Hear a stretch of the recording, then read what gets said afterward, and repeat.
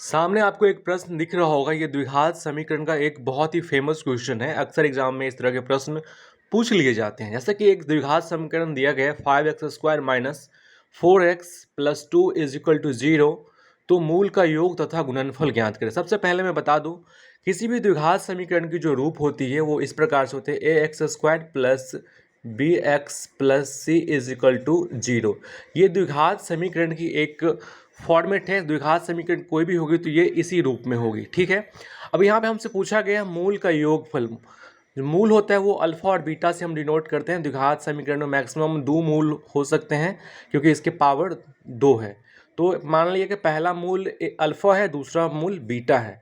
तो समीकरण हो गया अल्फा प्लस बीटा। मूलों का योग यानी कि अल्फा प्लस बीटा का फॉर्मूला होता है माइनस BY। इससे आप मूलों का योगफल निकाल सकते हैं माइनस BY। और मूलों का गुणनफल यानी कि alpha into beta. Alpha into beta का फॉर्मूला होता है CYA। इस प्रकार आप मूलों का गुणनफल निकाल सकते हैं।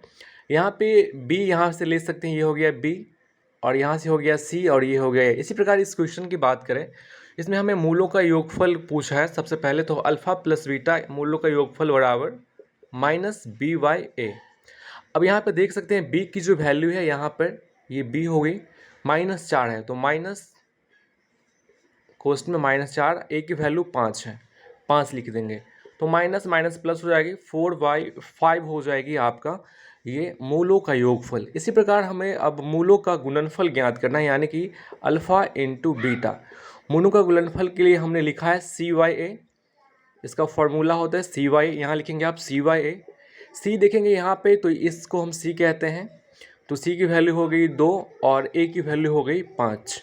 तो इस प्रकार आप इस प्रकार के प्रश्नों को सॉल्व कर सकते हैं कुछ ही सेकंड में। तो आई होप कि ये चीज़ें आपको समझ में आई होगी।